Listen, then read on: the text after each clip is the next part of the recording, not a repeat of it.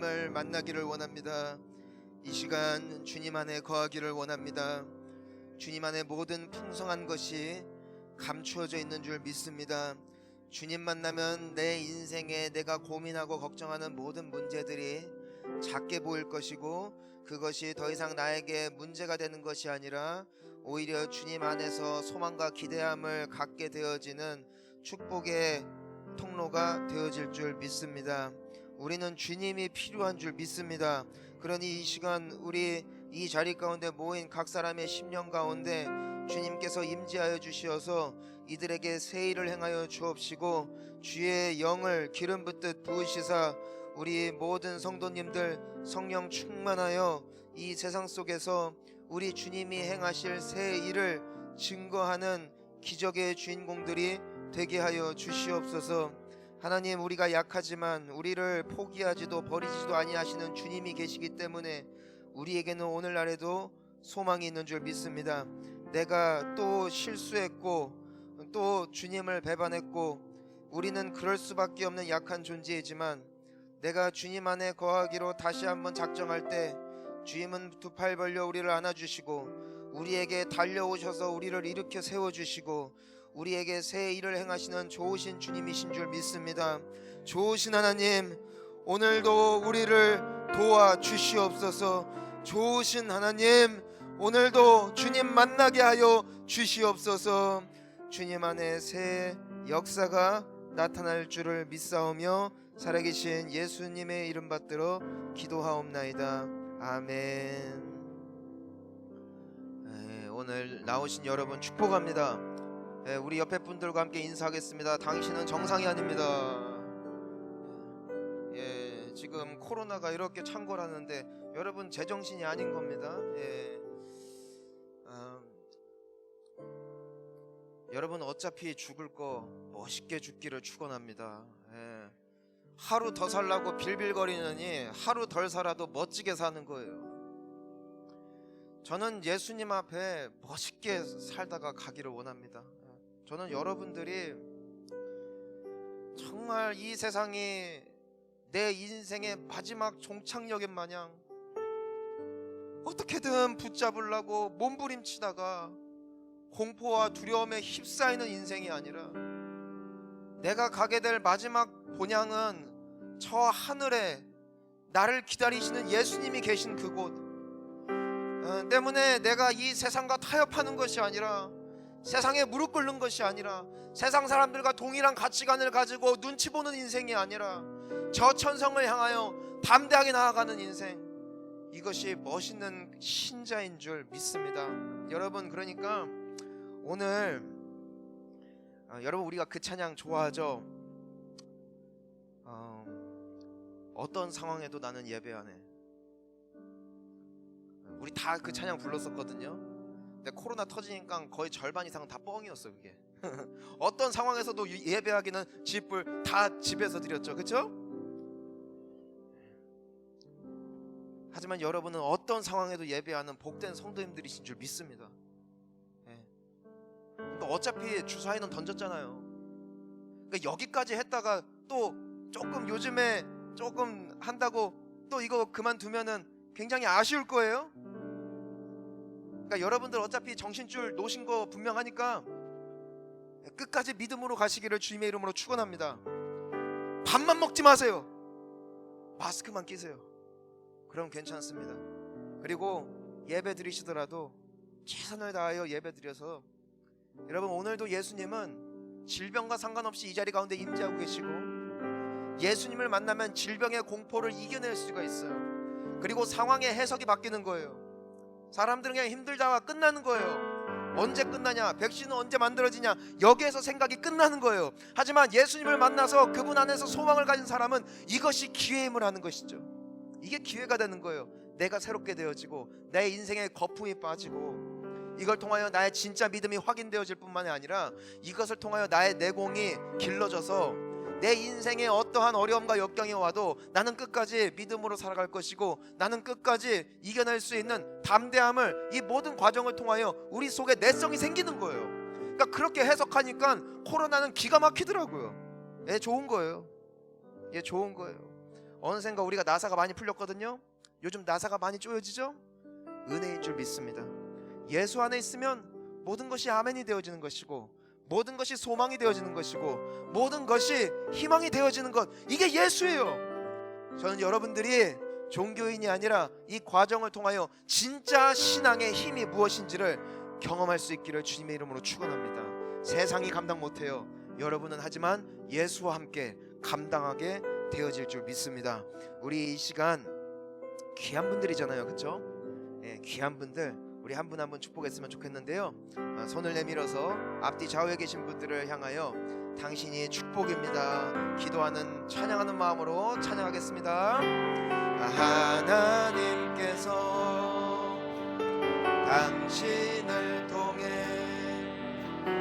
메마른 땅에 샘물 나게 하시기를, 가난한 영혼, 목마른 영혼, 당신을 통해 주 살아갈 길 원하네. 우리 가슴에 손을 얹고 찬양합니다. 하나님께서 우리를 통해 메마른 땅에 샘물 나게 하시길, 가난한 영혼, 목마른 영혼, 우리를 통해 주 사랑할 길 원하네. 우리 박수로 축복하겠습니다. 우리 함께 나눌 하나님 말씀은 요한계시록 3장 14절부터 22절인데요. 라오디게아 교회의 사자에게 편지하라. 아멘이시오, 충성되고 참된 증인이시오, 하나님의 창조의 근본이신 이가 이르시되, 내가 내 행위를 아노니 내가 차지도 아니하고 뜨겁지도 아니하도다. 내가 차든지 뜨겁든지 하기를 원하노라. 내가 이같이 미지근하여 뜨겁지도 아니하고 차지도 아니하니 내 입에서 너를 토하여 버리리라.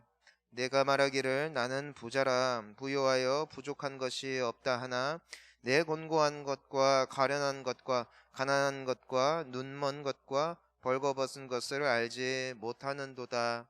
아멘.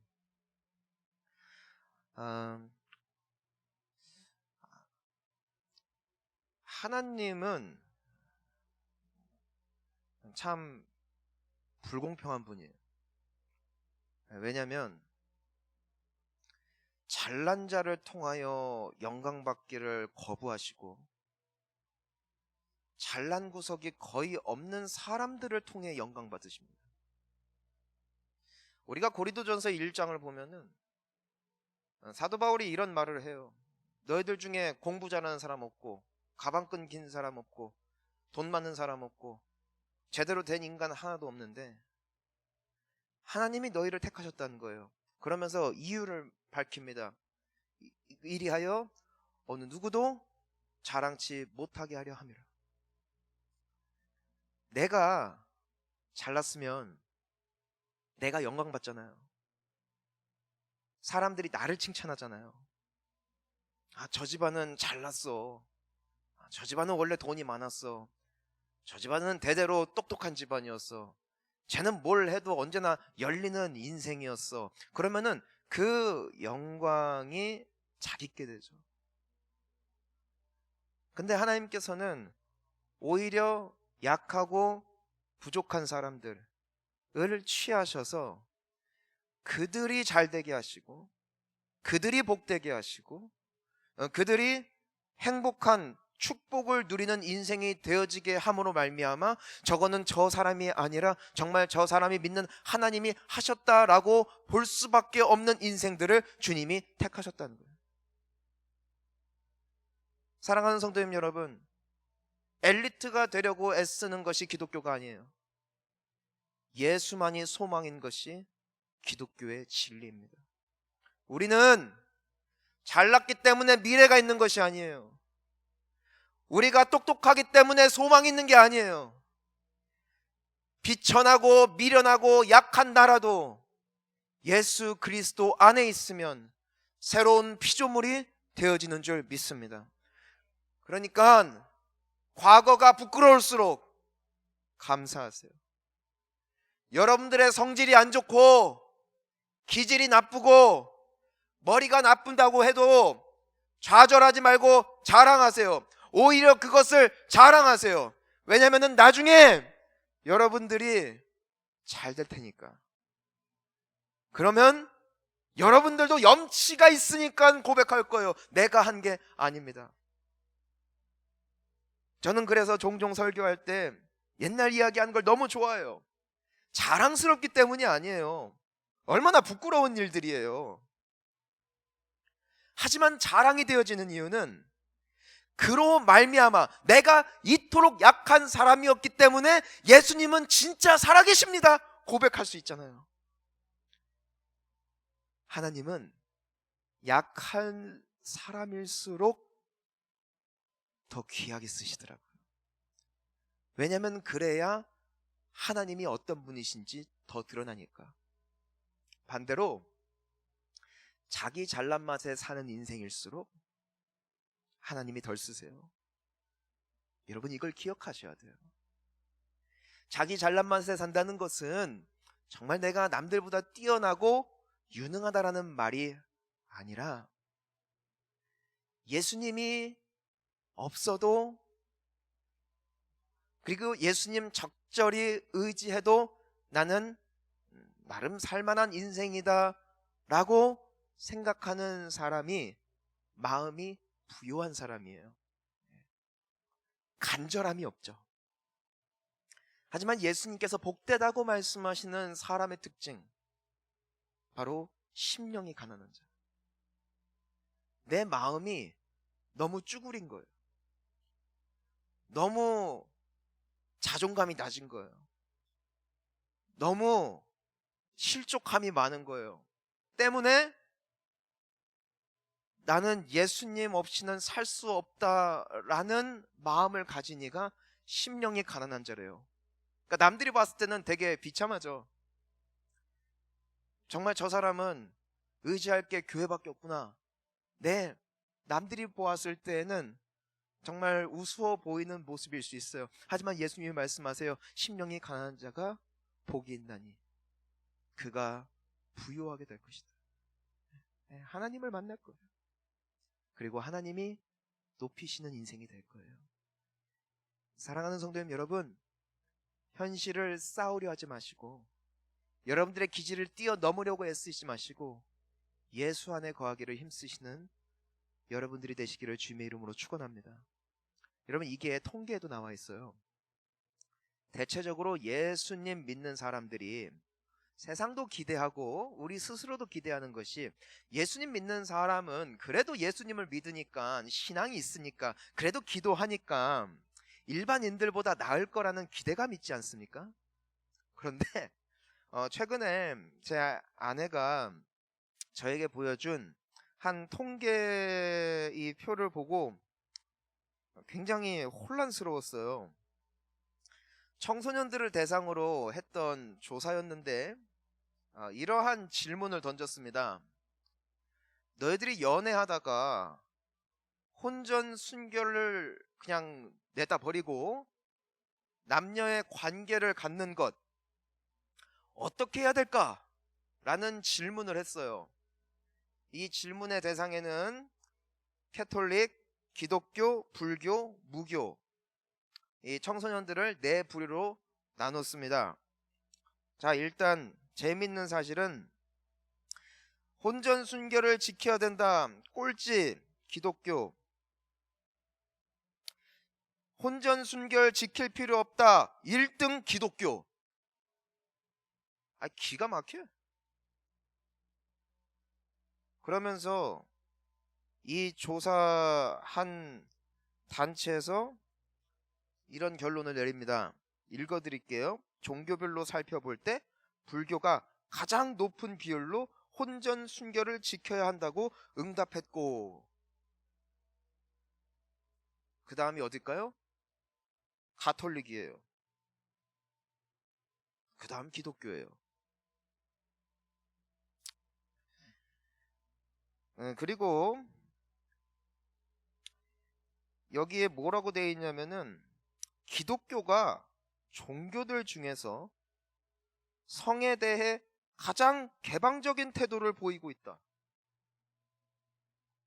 왜 이런 모습을 보이고 있는지에 대한 문제를 교회에서 풀어야 할 과제이다 라고 결론을 짓습니다.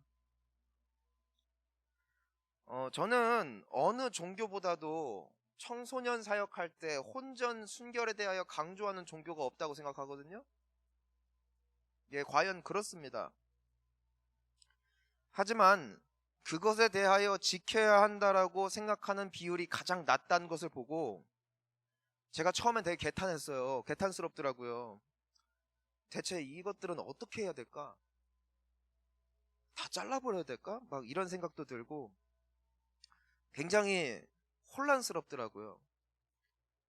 근데 오늘 말씀을 기억하고 성경을 묵상하면서 이런 생각이 들었어요. 아, 예수님 믿어서 이 정도인 사람들이 오는 곳이 교회구나. 무슨 말씀이신지 아시겠어요?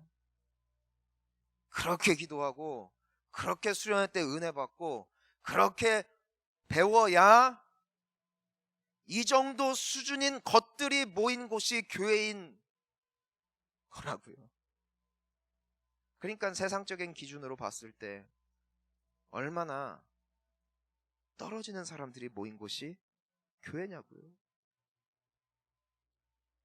사랑하는 성도님 여러분, 우리가 이러한 존재임을 잊지 말아야 돼요.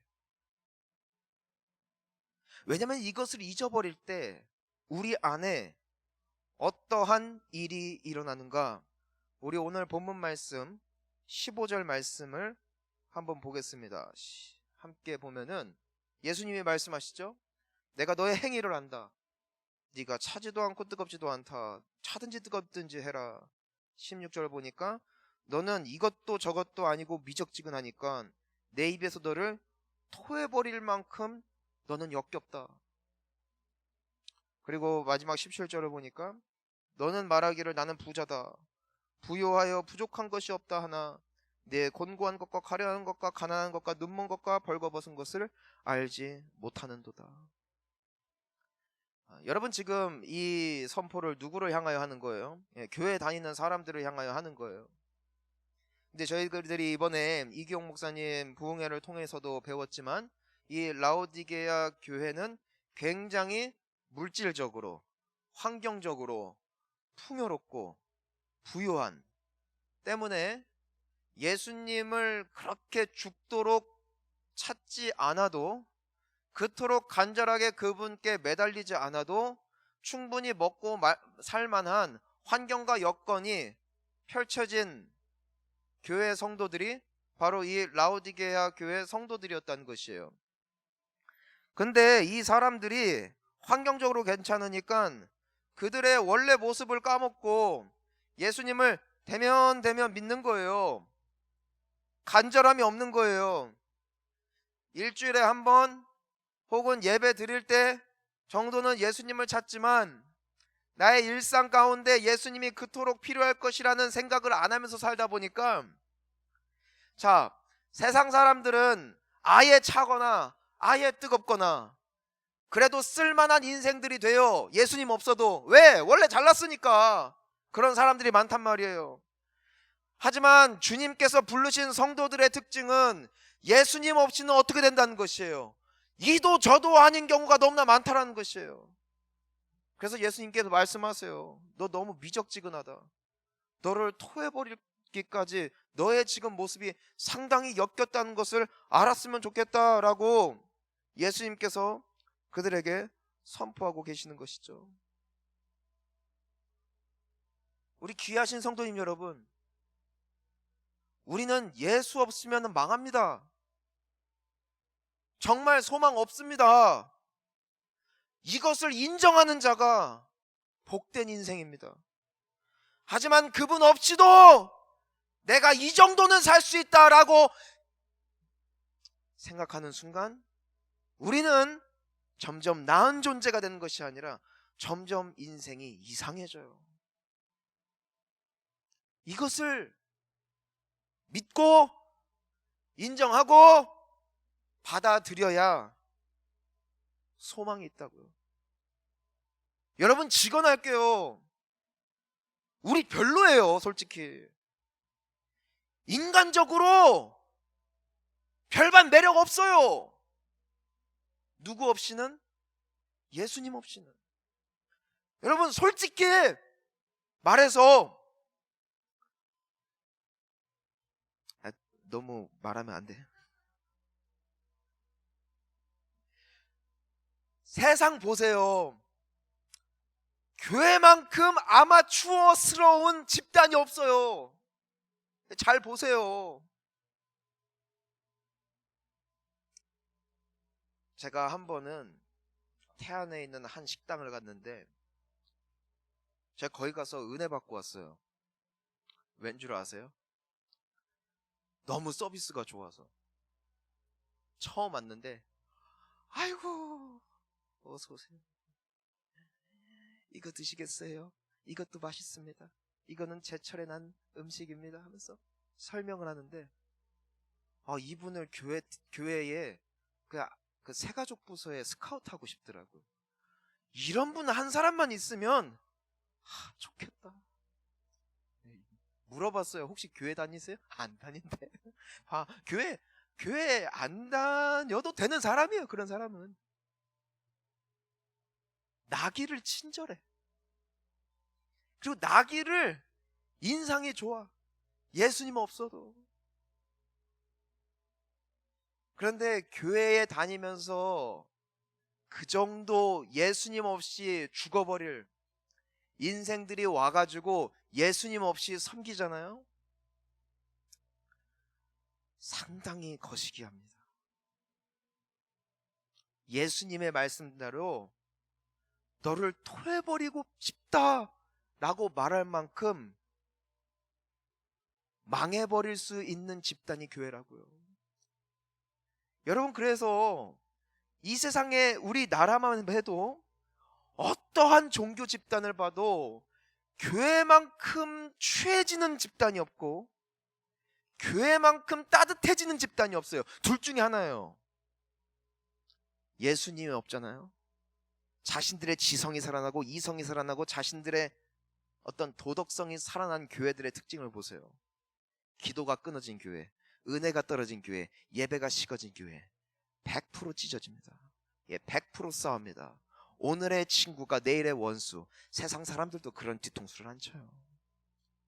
목사를 비방하고 갈라놓고 패를 나누고. 여러분, 그런 모습들 미디어를 통해서 많이 보죠. 절에도 그런 일 없어요. 성당에도 그런 일 없어요. 일반 사교 집단에도 그런 막장 드라마가 거의 없어요. 근데 왜 그렇게 된다고요? 예수님 없으면 그만한 수준의 사람들이 모였기 때문에 예수님의 영광이 사라지는 순간 그 본래 모습이 여실히 드러날 뿐이라고요. 하지만 성령의 충만한 예수님 안에 거하는 은혜가 있는 교회를 보세요. 얼마나 따뜻해요. 여러분, 우리 본향교회에 은혜 충만할 때 보라고요. 얼마나 따뜻해요. 얼마나 사랑이 많아요. 얼마나 정이 많냐고요. 언제? 예수 안에 있을 때, 은혜 안에 있을 때 우리는 세상에서 가장 따뜻한 교회가 되어질 줄 믿습니다. 근데 이것이 나로 말미암은 것이 아니라고요. 근데 이 라오디게아 교회 성도들이 착각하기 시작한 거예요. 은혜 받고 내가 변하기 시작하니까 언제부턴가 이게 원래 내 모습인 줄을 그렇게 생각을 하는 거예요. 그래서 예수님으로부터 멀어지기 시작하자 그들은 토해내고 싶을 만큼 추한 모습으로 변질되기 시작했다는 것이죠. 때문에 예수님께서 이들에게 말씀하십니다. 우리 18절 말씀을 함께 읽어보겠습니다. 시작. 내가 너를 권하노니 내게서 불로 연단한 금을 사서 부요하게 하고 흰옷을 사서 입어 벌거벗은 수치를 보이지 않게 하고 안약을 사서 눈에 발라 보게 하라. 예수님께서 뭐라고 말씀하세요? 나에게서 사라는 거예요. 나에게서 금을 사고 옷을 사고 안약을 사서 지금 헐벗고 수치스러워지고 취해지고 토해내고 싶을 만큼 정말 거추장스러워지고 있는 너의 인생을 나에게서부터 치유를 받으라고 말씀하시는 것이죠. 예수님이 이 라오디게아 교회 성도들에게 너희들 더 착하게 살아라, 더 환하게 웃어라, 더 열심히 살아라 말씀하신 게 아니라 나에게서 사고 나로부터 너희들의 영혼이 나음을 입을 수 있다, 너희들의 인생이 회복될 수 있다, 이 말씀을 하시는 거예요. 그래서 예수님이 19절에 굉장히 중요한 말씀을 하세요. 우리 함께 읽습니다. 시작. 물은 내가 사랑하는 자를 책망하여 징계하노니 그러므로 내가 열심을 내라, 회개하라. 20절. 볼지어다 내가 문 밖에 서서 두드리오노니 누구든지 내 음성을 듣고 문을 열면 내가 그에게로 들어가 그와 더불어 먹고 그는 나와 더불어 먹으리라. 자, 19절 보니까 뭐라고 하세요? 내가 열심을 내라, 회개하라. 우리가 여기까지만 보면은 더 열심히 교회 다녀야 돼, 더 열심히 봉사해야 돼, 더 착하게 살아야 돼 라고 생각할 수 있어요. 근데 아니에요. 예수님께서 말씀하시는 열심, 예수님께서 말씀하시는 회개가 뭐예요? 20절에 나와 있잖아요. 뭐예요? 내가 너희들의 인생의 문을 두드리고 있으니까 너희들의 문을 열라는 거예요. 내가 진짜 열심을 내야 되는 게 뭔 줄 알아요? 나도 모르게 닫혀있는 마음의 문을 열기를 애써야 된다는 거예요. 그분을 초청하기를 몸부림쳐야 된다는 거예요. 여러분, 의외로 우리는 문 닫아놨어요. 그러니까 내가 추해지는 거예요. 여러분들이 교회 다니는데도 인생이 점점 내리막길이라면, 여러분들이 기도를 하는데도 여러분들의 인격과 인성이 과거로 돌아가고 있다면 기억하세요. 내 몸뚱이는 여기 있지만 내 마음은 닫힌 거예요. 미지근해지는 거예요. 내가 봐도 역겨운 나의 모습, 소망이 없고 희망이 없고 하나님의 영으로 말미암은 기쁨이 사라진 모습. 이유는 딱 하나예요. 여러분들의 종교의 열심 때문이 아니라 문이 닫혔기 때문이에요. 때문에 예수님은 열심을 내라, 회개하라. 무엇에 대하여? 내가 두드리고 있는 너의 마음의 문을 열어라. 열어라. 그때 내가 그에게로 들어가 그와 더불어 먹고 그는 나와 함께 더불어 먹을 것이다.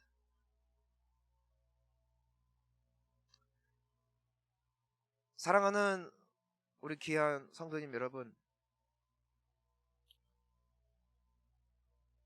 자신감을 내려놓으시기를 축복합니다. 우리가 세상에선 그렇게 배웠잖아요. 너의 높은 자신감을 가져라. 자신감을 가져라. 자신감이 뭐예요? 자신을 믿는다. 자신을 믿는 게 이게 자신감이잖아요. 네 안에 큰 힘이 있다, 네 안에 능력이 있다. 하지만 성경은 말씀하세요. 자신감을 버리라는 거예요. 자신감을 버려야 예수만이 남을 겁니다. 내 자신감을 버릴수록 예수님께 내 인생의 문을, 내 마음의 문을 활짝 열 거예요. 예배에 올 때, 기도를 할 때 간절함과 믿음이 다르다고요. 왜? 자신감이 없으니까. 근데 그 인생이 복돼요. 자신감이 사라지고 예수를 믿는 믿음이 커질수록 나는 예수 안에서 높아집니다. 예수 안에서 회복됩니다. 이 묘한 경계선을 아세요? 나의 무능함을 자랑하나 거기를 채우시는 예수님으로 말미암아 내가 극강의 행복과 축복을 누리는 것, 이게 성경이 말하는 역설이에요. 내가 사라질수록, 내 마음에 예수가 채워질수록 내가 없어지는 것 같지만 예수로 말미암아 진짜 내가 발견되는 것이죠. 저는 예수님이 없었을 때 얼마나 추한지를 깊숙이 봤기 때문에 감사해요.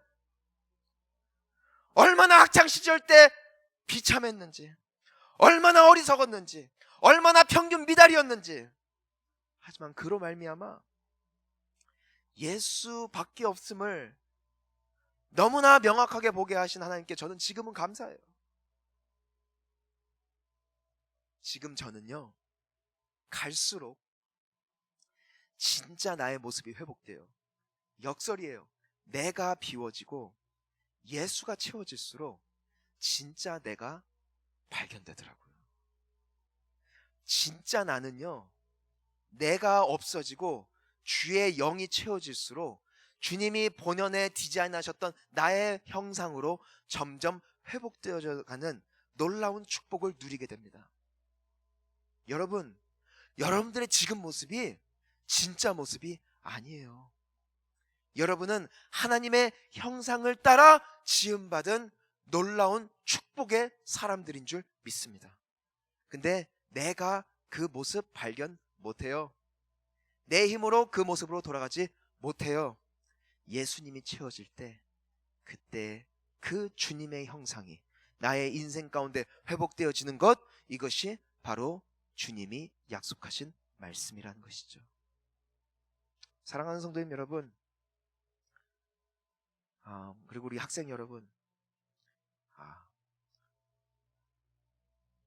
열심히 사는 것보다 예수님이 채워진 인생이 되기를 주님의 이름으로 축복합니다. 그러면 놀라운 변화가 나타날 거예요. 없던 지혜가 생기고요, 없던 꿈이 생기고요, 내게 없던 사랑이 생기고, 내게 없던 자존감이 회복되어지고, 내게 없던 그 모든 것들이 예수로 채워질수록 회복되어지는 놀라운 축복을 경험할 겁니다. 그러면요, 누가 감시하기 때문이 아니에요. 누가 설득하기 때문이 아니에요. 여러분은 새로운 피조물이 될 것입니다. 과연 나는 새로운 피조물인가? 아니요, 아직 아니에요. 왜냐하면 여전히 내가 있기 때문에. 그래서 더 기대가 돼요. 앞으로 더 나를 채우시고 더 나를 바꾸실 예수님, 그분 안에 발견되어질 나의 마지막 모습은 어떤 모습일까? 사랑하는 성도님 여러분, 이 놀라운 축복의 주인공 되시기를 주님의 이름으로 축원합니다. 예수 안에서 오직 그분만이 우리의 소망 되시는 줄 믿습니다. 우리 같이 이 시간 기도하며 나아갔으면 좋겠는데요.